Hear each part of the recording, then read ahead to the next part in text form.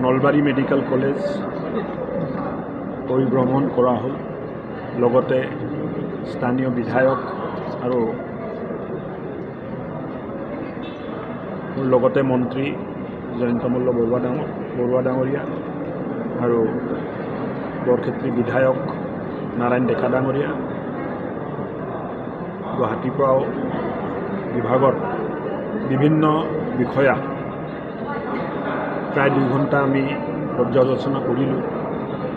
Relatively নতুন medical college হিচাপে নলবাৰীয়ে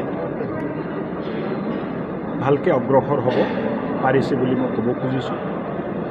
medical college প্ৰকৃততে যেতিয়া PG চিটবোৰ ক্ৰিয়েট হয় আৰু PG ষ্টুডেণ্টবোৰ আহি যায়, তেতিয়া এটা পূৰ্ণাংগ ৰূপ লয়।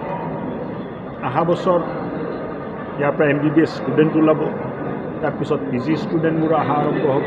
আৰু মই ভাবোঁ যে অহা 4-5 বছৰত দেখোঁতে নলবাৰী মেডিকেল কলেজ এক ভাল অনুষ্ঠানত পৰিণত হ'ব। কিছু অভাৱ অভিযোগ আছিলে, এইখিনি আমি পূৰ্ণ কৰাৰ চেষ্টা কৰিম। আৰু কলেজখন ক'ব গ'লে যিটো ছিষ্টেমত চলিব লাগে তেনেকৈ চলি আছে। পূৰ্ণাংগ এক মেডিকেল কলেজ হ'ব হ'লে প্ৰথমটোতো MBBS ফাৰ্ষ্ট বেচ ওলাব লাগিব, তাৰপিছত PG চিট ক্ৰিয়েট হ'ব, PGত ষ্টুডেণ্টবোৰ আহিব লাগিব। PG ষ্টুডেণ্টে যেতিয়া পঢ়া শুনা কৰে 2 বছৰ, তেতিয়া তেখেতসকলে as a part of education হস্পিটেলত কাম কৰিব লাগে। ডক্টৰটোতো হৈ গ'ল MBBS, এতিয়া PG কৰিব, পষ্ট গ্ৰেজুৱেট কৰিব। পষ্ট গ্ৰেজুৱেট কৰাৰ কাৰণে যেতিয়া পঢ়া শুনা কৰে, এটা কাম থাকে হস্পিটেলত প্ৰেক্টিকেলি পেচেণ্ট চোৱা, অপাৰেশ্যন কৰা, অপাৰেশ্যন থিয়েটাৰত থকা। তেতিয়া হস্পিটেলত ডক্টৰৰ সংখ্যাটো বহুত হৈ যায়। যিমান PG ষ্টুডেণ্ট থাকে সিমানে ডক্টৰ হৈ যায়।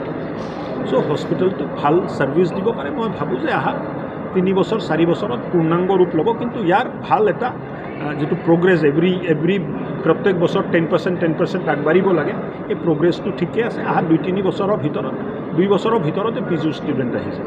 ছাৰ, মুখ্যমন্ত্ৰী ডাঙৰীয়াৰ নিৰ্দেশত বানপানী হোৱাৰ লগে লগে প্ৰায় 100ৰো অধিক doctor Dibrugarh medical college, Jorhat medical কলেজৰ পৰা আমি দিছিলোঁ। পিছত আৰু বিচাৰোঁতে আৰু ডক্টৰ তাৰ পৰা দিয়া গ'ল। অলৰেডি যিখিনি ডক্টৰ তাত আছিলে, এই ডক্টৰ আছে। তাৰ উপৰিও প্ৰায় 150জন ডক্টৰ তাতে বান আক্ৰান্ত অঞ্চলত কাম কৰি আছে। প্ৰত্যেকটো কেম্পত, প্ৰত্যেকটো গাঁৱত য'ত সুবিধা আছিল তাত আমাৰ ডক্টৰে যায়, চেকআপো কৰিছে, ঔষধো দিছে।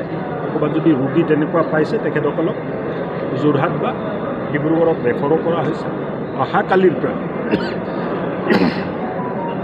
সমষ্টিয়ে মেগা হেল্থ কেম্প হ'ব। চব ধৰণৰ ঔষধ, চব ধৰণৰ ডক্টৰ তাত থাকিব, টেষ্টিঙৰো ফেচিলিটি থাকিব। আৰু মই নিজে আজি ৰাতি বাই ৰোড শিৱসাগৰলৈ গৈ আছোঁ। অহাকালি কেন্দ্ৰীয় স্বাস্থ্যমন্ত্ৰী JP নাড্ডা ডাঙৰীয়াও অসমত থাকিব। তেখেতেও তাত ভ্ৰমণ কৰিব। মুখ্যমন্ত্ৰী ডাঙৰীয়া অলৰেডি তাত আছে, তেখেতেও থাকিব। লগত ৰাতি ময়ো গৈ আছোঁ। মই ভাবোঁ যে বান আক্ৰান্তসকলৰ স্বাস্থ্যৰ যিটো দায়িত্ব, এই দায়িত্বটো স্বাস্থ্য বিভাগৰ আছে। আমি দায়িত্ব সহকাৰে পাই দিম। স্বাস্থ্যৰ কেনেকৈ ইনপুট আছে এতিয়া বান আক্ৰান্ত মানুহখিনিৰ ইনপুট কেনেকুৱা? ইনপুট বহুত হোৱা নাই। 3 ধৰণৰ প্ৰব্লেম আছে। এটা হ'ল যে মৃত জীৱ জন্তু আছিলে, মোটামুটি ফাৰ্ষ্ট ফেজত আমি এইটো হাতাব কৈছিলোঁ, এইটো হাতি গ'ল। পানীত কিছু কণ্টামিনেশ্যন আছিল, PHA লাগি আছে। পানীৰ কণ্টামিনেশ্যনটো ঠিক কৰি আল্টাৰনেটিভ পৰ্টেবল ৱাটাৰ দিয়াৰ কাৰণে অল্টাৰনেটিভ আৰু পৰ্টেবল দুটাৰ ভিতৰত যি সুবিধা পায় তেনেকুৱা পানী যোগান ধৰাৰ কাৰণেও যোগাৰ চলি আছে। বেছি প্ৰব্লেম আহি আছে ভৰিত, পানীত বেছি সময় থকাৰ কাৰণে চামৰাৰ যিটো চৰ্মৰোগ যিটো কওঁ, এই চৰ্মৰোগ ক'ৰবাত দেখা পাইছে। তাৰ ঔষধ পাতি যথেষ্ট পৰিমাণে পঠোৱা হৈছে। কাহ, খাচী, ফিভাৰৰ কিছু সমস্যা আহিছে, তাৰ ওপৰতো আমি ব্যৱস্থা লৈ আছোঁ। কোনো প্ৰব্লেম নাই।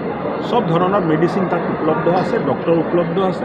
আৰু অহাকালিৰ পৰা যিটো কেম্প হ'ব নতুনকৈ Jorhat medical college, Dibrugarh medical college আৰু আনকি বহুত ক্ষেত্ৰত লখিমপুৰ মেডিকেল কলেজৰ পৰা আমি ডক্টৰসকলৰ টীম ANM GNMৰ টীম আনি এই মানুহখিনিৰ ওচৰত থিয় দিম। মুখ্যমন্ত্ৰী ডাঙৰীয়া নিজেই আছে, অহাকালি ময়ো গৈ আছোঁ, অহাকালি আৰু পৰহি মই তাত থাকিম। আৰু যদি ক'ৰবাত কিবা প্ৰয়োজন থাকে বানাক্ৰান্ত অঞ্চলত প্ৰত্যেক ধৰণৰ স্বাস্থ্য সুবিধা ৰাইজক দিবৰ কাৰণে আমি সংকল্পবদ্ধ।